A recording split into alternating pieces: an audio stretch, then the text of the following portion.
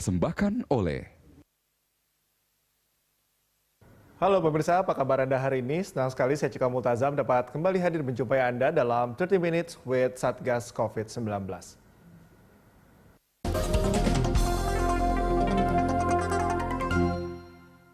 Dipersembahkan oleh... Ya, pemirsa, lansia serta komorbid atau orang dengan penyakit penyerta menjadi kelompok yang paling rentan terinfeksi COVID-19. Dikarenakan sekitar 80% kasus kematian COVID-19 di Indonesia berasal dari orang-orang yang berusia di atas 45 tahun. Sementara bagi pasien dengan penyakit penyerta, infeksi COVID-19 tentu saja berpotensi memperburuk kondisi kesehatan pasien. Maka sangat penting bagi kita semua untuk menjaga lansia dan komorbid agar tetap sehat dan terhindar dari COVID-19. Dan untuk membahas hal tersebut, saat ini sudah bergabung bersama kami Dr. Selis Aman Nasution, spesialis penyakit dalam, pakar medis Satgas PAPDI. Selamat siang, Dr. Seli.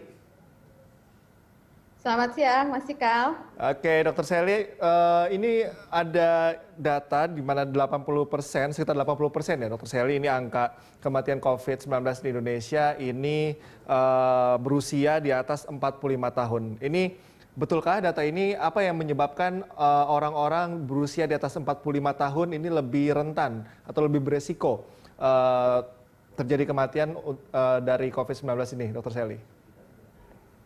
Ya, baik, makasih. Betul sekali datanya, jadi perkiraannya artinya angka kematian itu mulai meningkat pada kelompok usia di atas 45 tahun.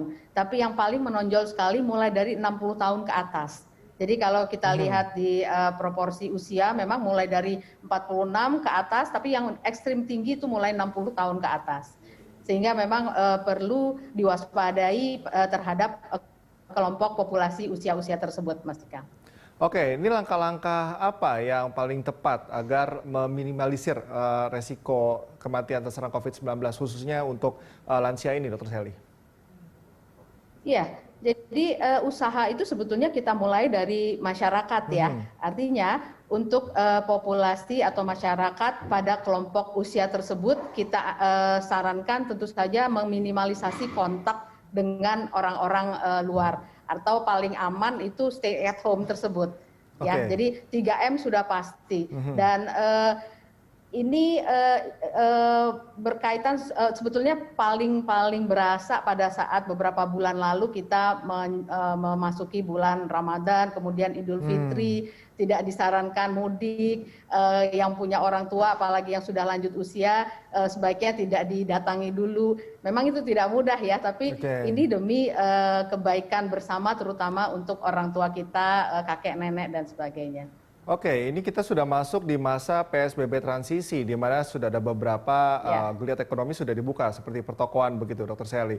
Ini bagaimana sebaiknya untuk para lansia ini, apakah keluarganya tetap mengikutsertakan para lansia ini untuk beraktivitas di luar dengan mematuhi protokol tertentu, atau bagaimana? Sebaiknya memang jangan kemana-mana dulu. Ini bagaimana sebaiknya, Dr. Seli? Ya betul. Jadi ini sudah masuk bulan ke-7 ya pandemi ini di Indonesia, 7 mau ke-8 bahkan ya.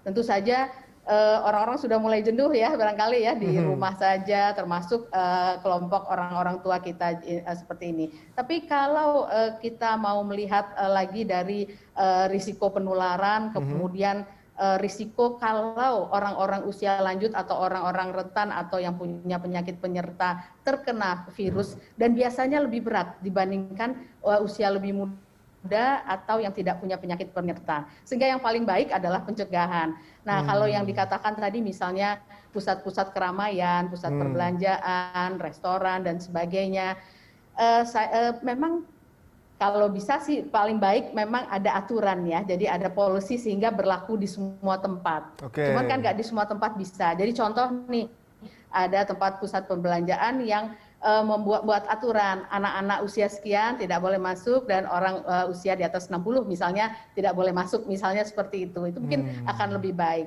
Tapi kalau misalnya pasar tradisional yang terbuka kan agak sulit ya kita menerapkan aturan-aturan seperti itu.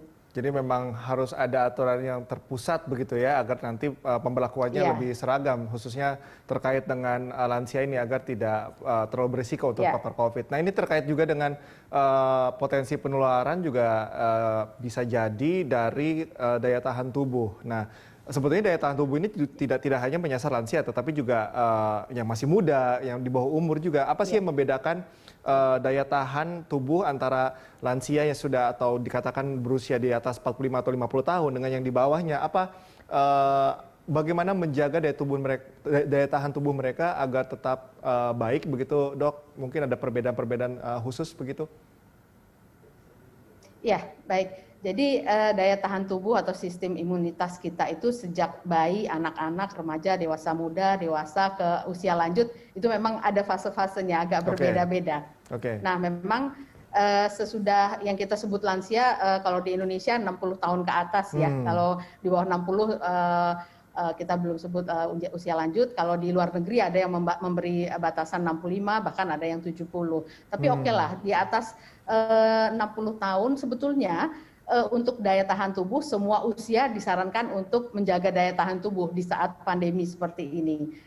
Nah, untuk usia lanjut kita ambil batas 60 tahun ke atas atau 65 tahun ke atas, fungsi semua organ tubuh pasti akan berbeda, pasti ada penurunan kapasitas fungsi semua organ-organ tubuh, jantung, paru, pencernaan, termasuk sistem imunitasnya. Nah, makin tinggi usia, makin lanjut usia, sistem ini akan menurun secara fisiologis atau secara Iya, normal iya, iya. memang seperti itu. Nah, ini yang harus kita jaga.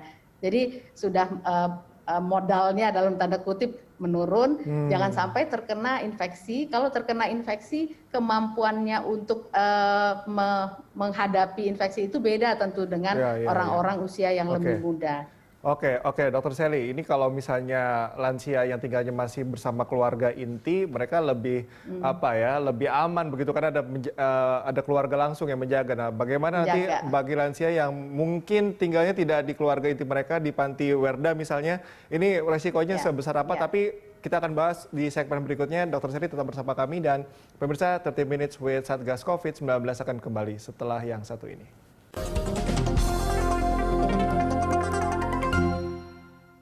Dipersembahkan oleh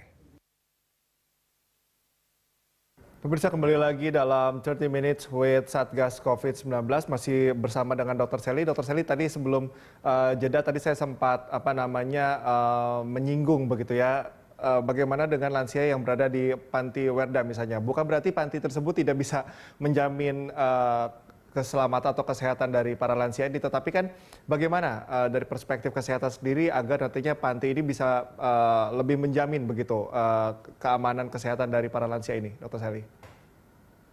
Ya, jadi memang beda ya kalau sebetulnya yang dilihat lansia ini beda-beda, Mas. Kalau mulai dari yang bisa mandiri hanya karena usianya saja sudah lanjut, tapi aktivitas apapun bisa dikerjakan sendiri, Oke. sampai yang betul-betul harus membutuhkan orang lain untuk bantuan. Nah, ini perlu kita bedakan juga. Nah, di Panti Werda saya kira pasti sudah ada aturannya, apalagi di saat pandemi seperti ini. Kalau yang masih mandiri, saya kira edukasinya bisa ke si lansia itu saja. Nah, tapi kalau yang harus butuh bantuan, tentu saja dari tempat tersebut harus mendidik atau mengedukasi juga orang-orang yang membantu lansia tadi terutama untuk aktivitas hari-harinya. Kalau memang ketergantungannya cukup tinggi terhadap orang lain.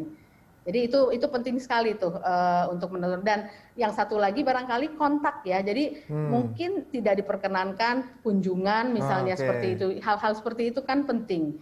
Jadi polisi atau kebijakan dari yang memiliki panti itu perlu menjadi perhatian saat ini. Nah ini sebetulnya yang lebih beresiko lagi adalah kunjungan ya, Dr. Sally. Ini sebaiknya protokolnya seperti apa untuk kunjungan ini? Apakah cukup dengan cek suhu tubuh saja atau perlu rapid test atau bagaimana sebaiknya, Dr. Sally?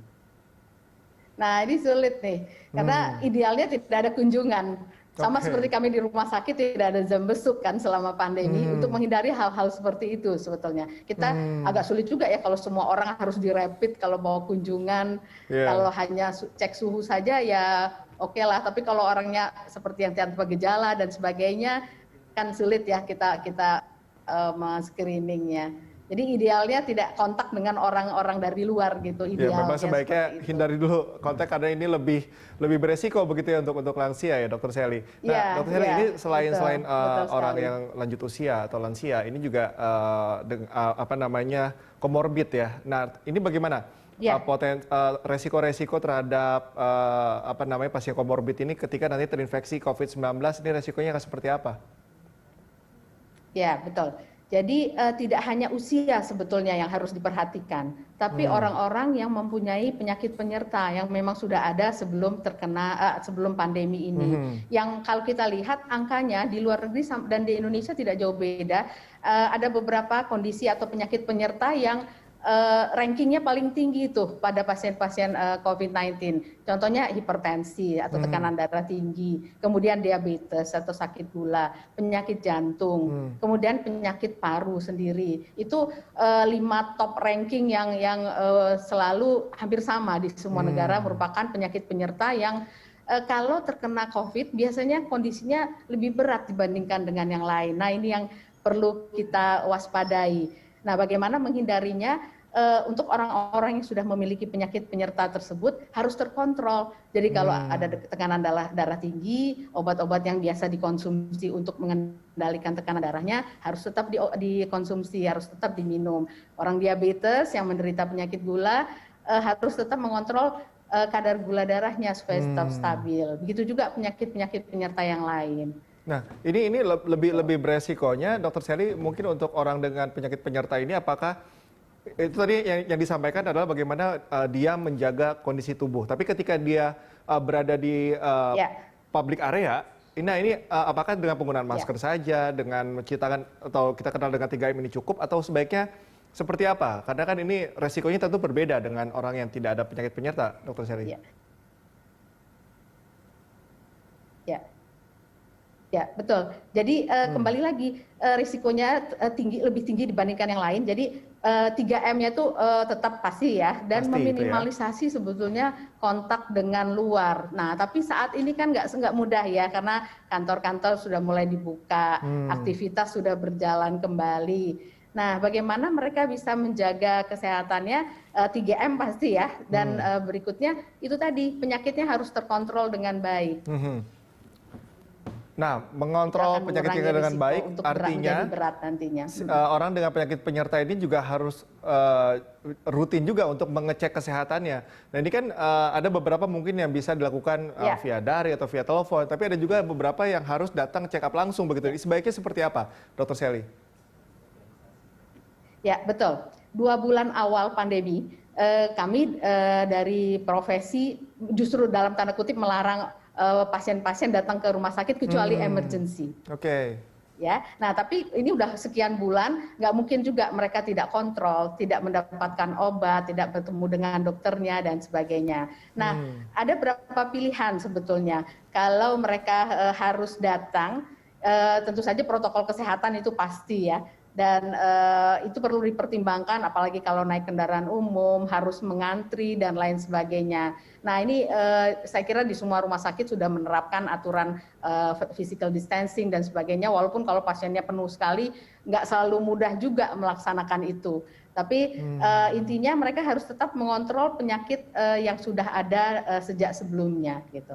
Jadi obatnya harus tetap diminum dan lain sebagainya. Oke. Nah, satu lagi pilihannya telemedicine. Kalau tidak mungkin ada pilihan telemedicine. Telemedicine, oke. Telekonsultasi, ya. Oke. Ini bagaimana sebetulnya pemanfaatan dari telemedicine ini? Anda nilainya apa? Ini cukup efektif atau seperti apa, Dokter Sally? Untuk apa namanya konsultasi-konsultasi seperti apa saja yang sebaiknya memang dilakukan telemedicine? Ya. Jadi yang pertama, tidak semua rumah sakit menerapkan ini karena ini kan perlu perangkat, perlu effort yang agak beda ya. Okay. Dan kemudian tidak semua pasien juga bisa mengikuti telemedicine misalnya. Nah, kemudian kalau memang ada pilihan seperti itu, kita utamakan pasien-pasien lama, Mas Cikal. Jadi tidak pasien baru. Jadi pasien yang sudah pernah ada recordnya di rumah sakit, kemudian hanya meneruskan obat misalnya. Nah itu yang kita sarankan untuk memanfaatkan pilihan telemedicine atau telekonsultasi seperti itu. Oke, Dr. Sally, kita akan lanjutkan perbincangan di segmen selanjutnya. Tetap bersama kami dan pemirsa jangan kemana-mana, kami akan segera kembali usai jeda.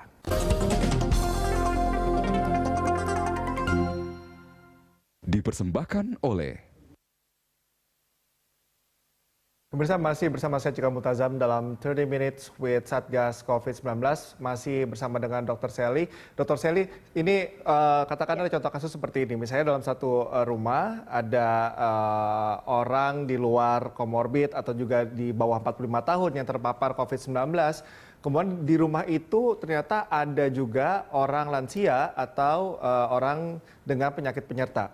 Nah, ini bagaimana tindakan paling tepat yang dilakukan terhadap lansia atau komorbid tadi? Apakah isolasi mandiri itu jalan yang tepat atau seperti apa treatment yang paling tepat agar mereka terhindar dari terpapar COVID-19, Dr. Sally? Ya, kalau ada yang terpapar atau yang terkonfirmasi positif dalam satu rumah, memang idealnya isolasi ya. Oke. Nah, isolasi ini kan pertanyaannya, boleh nggak isolasi mandiri di rumah saja atau harus ke tempat isolasi otoritas seperti Wisma Atlet contohnya kalau di Jakarta. Idealnya memang karantina isolasi di seperti tempat Wisma Atlet kan sudah banyak disediakan oleh pemerintah, bahkan di daerah-daerah juga ada. Kenapa? Karena kalau masih dalam satu rumah, apalagi di rumah itu ada orang-orang dengan penyakit penyerta tadi, yang sakit jantung, ada yang stroke, ada yang diabetes, atau ada lansia, di mana orang-orang ini kan rentan sekali untuk tertular gitu. Jadi idealnya seperti itu. Walaupun ya ada yang mampu laksana, ada yang tidak, tapi yang pasti harus dipisahkan dulu dengan populasi yang rentan tadi, yang punya penyakit penyerta atau orang-orang yang usia lanjut. Yang sudah terkonfirmasi positif ini, kalau ada yang sudah terpapar dan terkonfirmasi positif. Oke. Idealnya seperti itu, Mas. Oke, Dr. Sally, ini terkait dengan lagi-lagi edukasi. Saya tahu bahwa pemerintah pun sepertinya tidak bosan-bosan untuk mengingatkan 3M gitu ya kepada masyarakat untuk tetap menerapkan protokol kesehatan dalam melakukan aktivitas apapun. Tapi pada kenyataannya masih juga ditemukan ada yang bandel, tidak menggunakan masker dan juga tidak menaati protokol kesehatan lainnya. Apa sih pesan yang katakanlah cukup nonjok begitu agar mereka patuh gitu, jangan tidak patuh, Dr. Sally?